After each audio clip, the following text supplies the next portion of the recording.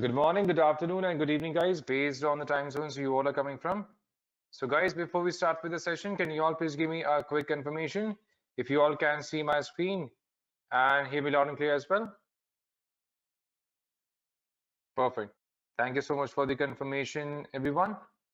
So, before we get started, let me quickly introduce myself to you all first. So my name is Neeraj Keria, and I have been working in this IT industry for more than 13 years now. So this community of master classes was started back in 2019, and since then we have been closing into almost 31,000 members so far. And in these master classes, we conduct multiple webinars and live events on different topics, including blockchain, IoT, artificial intelligence, machine learning, on multiple front-end and back-end development technologies. And the best part about these webinars are they are absolutely free of cost, so there are no charges involved here. And to be a part of these webinars, we can click on join this group, and then we will be notified with the entire schedule that we have planned for the month so that we can get started accordingly. Next, as a part of our discussion in today's session, we are going to discuss about Automation Anywhere, what exactly it is and how exactly it is one of the most widely used tools for performing the automations. And here we are going to talk about the introduction to RPA, what exactly RPA is, what do we mean by Automation Anywhere, and then we are going to discuss the concepts of we are going to discuss on different Automation Anywhere editions available. And then we are going to talk about the architecture, installation, the bots, commands, client on Automation Anywhere. And then we are going to see a small hands-on as well as we get started. All right, so first of all, to start with, if you talk about RPA, then automation has been into existence since almost what 1920 and has only gained popularity in the early 1990s itself. So basically, as the word automation suggests, this software provides assistance to various kinds of daily tasks such as data entry, invoice, processing, etc. And to perform such kind of tasks, we need robotic process automation that we refer as RPA. So RPA is made up of three words. We have robotic, process, and automation.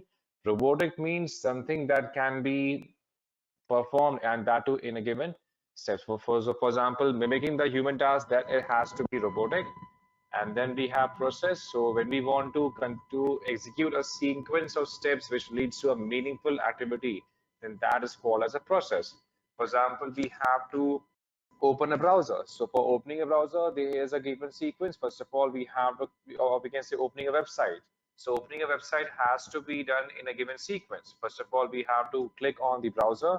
Then we have to go ahead and navigate to the link that we want to open up. So here in the browser tab, we have to type in the website URL, and then only we can open the website in the browser, correct? So we have a given sequence, and this task has to be performed in a given sequence, then only it is going to be completed, correct? Same thing is also going to be applicable for RP strategies. So the task that has to be completed in a given sequence, they are going to be called as process. All right. Then we have automation. So any process done by a robot without human interventions are said to be automated. So that means running a given sequence of steps and that too automatically, and that is referred as RPA. That means running a sequence of steps automatically refers to robotic process automation. All right.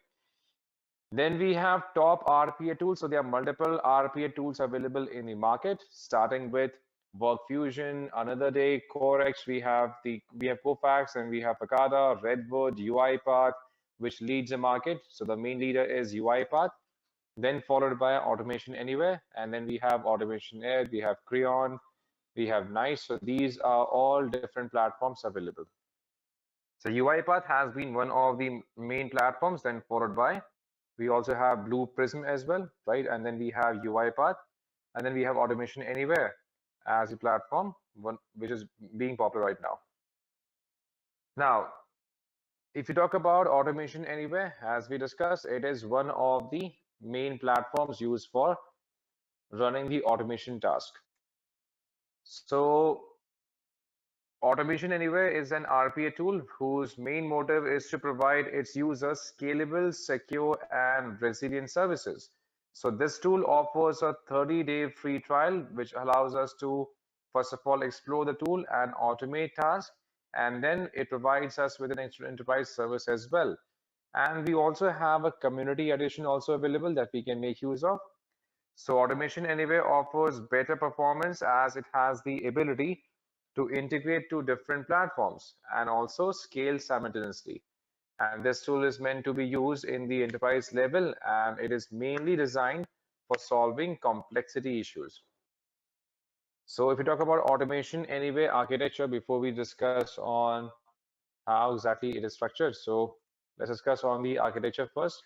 As you can see, there are almost more than 3,500 customers for Automation Anywhere and has 1.7 million bots deployed running their automation jobs, have been in the market for last 16 years. So multiple companies like Infosys, Cognizant, PwC, Wipro, EY, IBM, they all have been steady customers of Automation Anywhere. So Automation Anywhere, as we discussed, it is one of the most popular robotic process automation tool after UiPath, where we can use it for rule-based repetitive tasks. All right. And this tool also provides workforce analytics to generate real-time actionable business insight. So there are multiple editions available for Automation Anywhere, starting with Enterprise Edition 111, which is designed for enterprises. Then we have Enterprise Edition 2019, which is fit for mid to large scale organizations. And then we have Community Edition, which is fit for individual developers. So we don't have any kind of licensing here. So it is offered for free of course. There is no trial period that is going to end after a given time period. It is all free of cost. All right. And so Enterprise, as we discussed, is designed for large enterprises and is the world's most widely deployed RA platform. All right.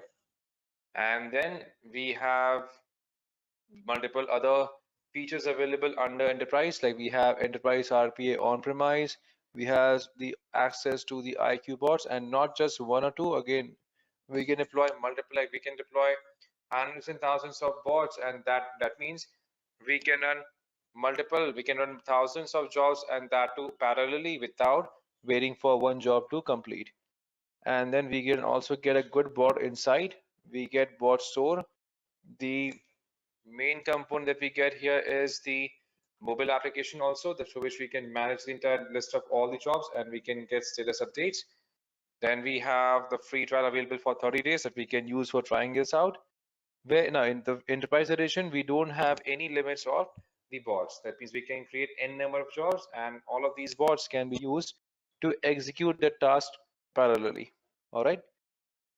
Whereas if you talk about the Enterprise Edition 2019, then this provides instant on use functionalities with a web-based and a cloud-native platform. So almost everything is being offered, same like we have in Enterprise Edition, but again here we have again limitation in terms of the parallel jobs, and as well as we have limitations in terms of support as well that we can get when you subscribe to Enterprise Edition 2019. And then we have Community Edition. So this is suitable for individual developers and students to automate one, not because again at the end at the individual level we are not going to run hundreds of jobs, correct? So there we can go ahead and use Community Edition, where we are going to get a good support of the number of bots. So we can create up to 2 bots, and then we can delete them. We can create 2 again. Again we can delete them. Again we can create 2 more of them, and then we can run 2 jobs at a single time parallelly with no support provided. All right. Next, we have Automation Anywhere installation. So Automation Anywhere, first of all, has to be installed via agent. So we have a cloud native platform also available. For example, here we can use this cloud platform for getting started. So we can subscribe to Automation Anywhere Community Edition, where we can get the access to this community cloud. And then when we are trying to execute jobs locally, then we have to do that by using the Automation Anywhere bots. So let's say we want to work on automating the task on this local system. So on this local system, we also have to install Automation Anywhere bots that is going to execute the charge, the steps defined here in this cloud platform. So here we have Automation Anywhere Community Edition. So we have to open the home page for Automation Anywhere. And again, if you want to go for the Enterprise Edition, we can go ahead and click on Request Demo. So this is going to request us Enterprise Edition demo for us. And then if you want to go ahead and use the Community Edition, then we can scroll down to find the Community Edition available at the bottom. So you can scroll down and we can see here we have Community Edition. So here we can click on Get Started Now. So here we have to sign up by specifying the first name, last name, business email, country origin, phone number, company mail. And once we provide these details, we will be receiving an email containing the details for logging into the Community Edition cloud here like this one. So there in the email, we'll be getting the link to this dashboard along with the credentials that we have to use. And then we would be able to get the access to this Community Edition cloud.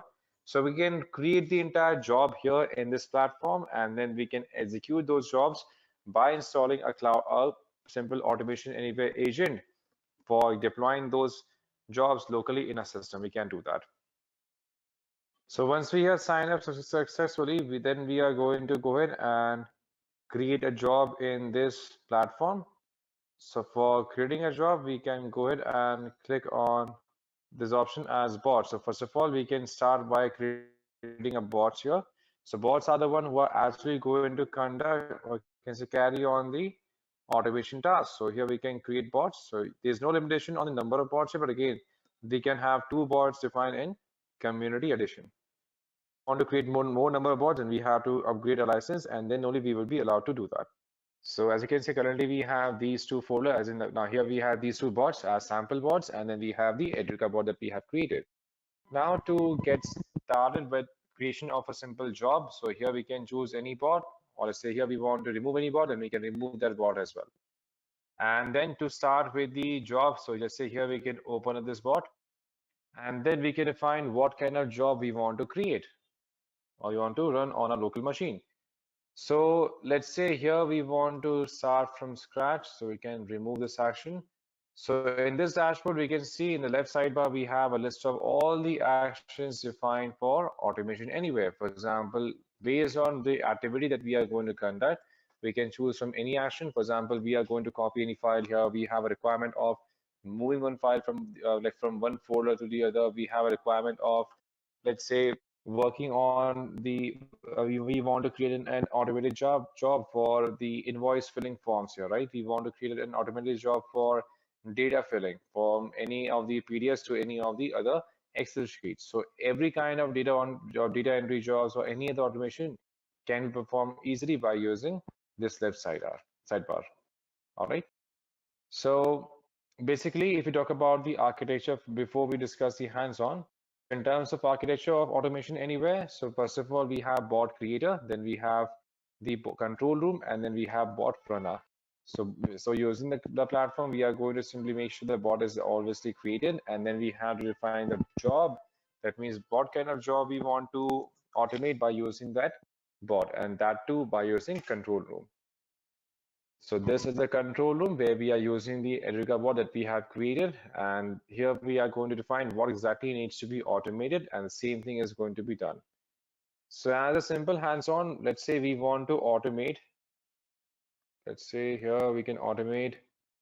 Now let's say we have a job of copying the files from a one folder and pasting it other. Suppose let's say we want to copy the files from one folder from one directory, and we want to move those files to another directory. For example, our team is going to submit the files on a regular basis in one folder, and now we want to make sure that as soon as the files are available in that folder, that should be automatically copied and saved into another folder. A simple automation job, correct? So to complete this job, we can go ahead and define a source and destination folder first. So let's do one thing. In our C drive, let's say here we can create, in a C drive, we can create one source folder. Suppose in C drive, under username, let's say here we can create a new folder. Let's name that folder as source. We have folder by the name of source. And let's say here we add multiple images. Let's say within source we have multiple images that we want to insert. For example, we can search for some predefined source as in the GIF. Just a moment, let's fetch some sample files that we can use as a reference. Okay, let's say here we have to import these GIFs. For example, let's do one thing, let's copy these GIFs here. We can copy this GIFs. So let's say here we have 61 items, right? Now we want that we can copy this. We can go back to users, and here we have source define. Now in this source we are having these 61 images, right? Now our goal here is to copy these 61 GIF files from the source folder that is located under our username and in a C drive. And let's say our goal here is to replace this, suppose in by a folder name as destination.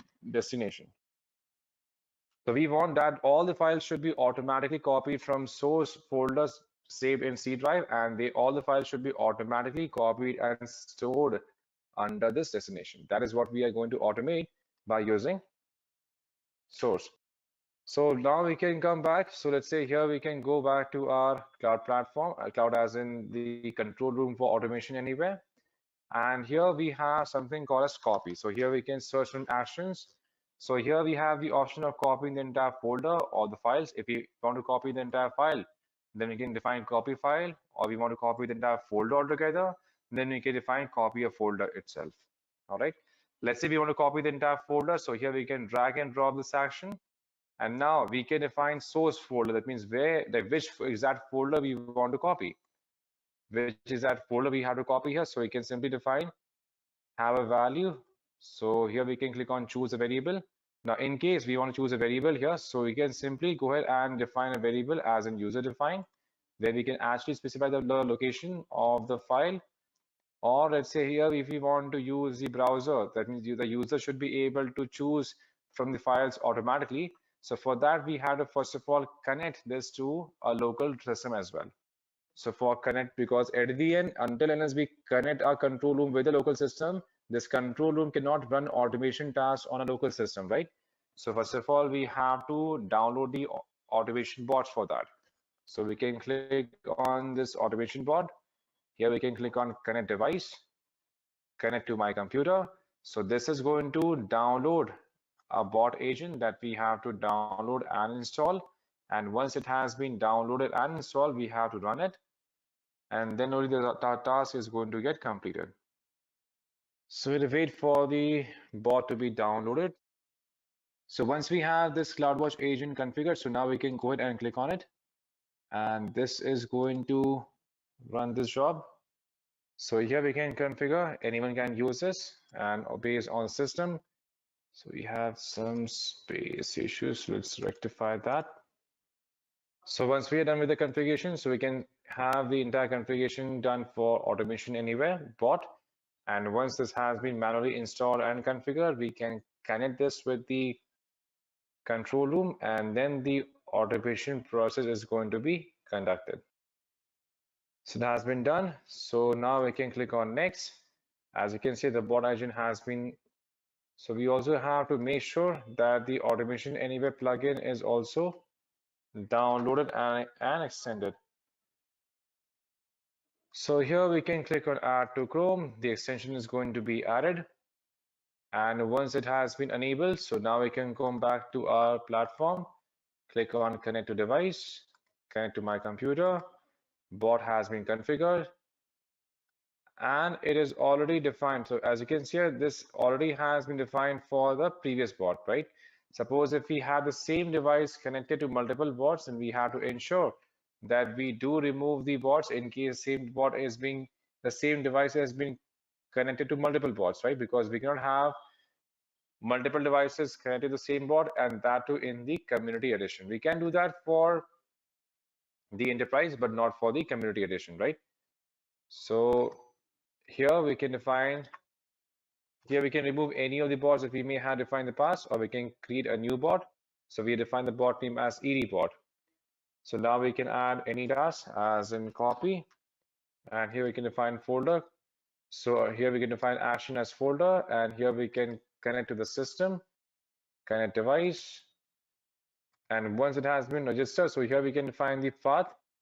So the path is going to be source folder. So here we can define source folder as the C drive. On a C drive, we have users. Under users, we have a username. And then we have folder by the name of source. So we want to copy the source folder.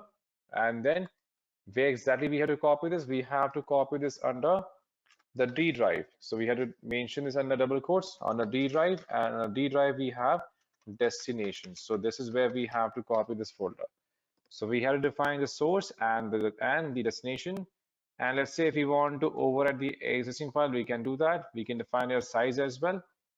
So suppose if we want to copy this in terms of any file, then we can define that.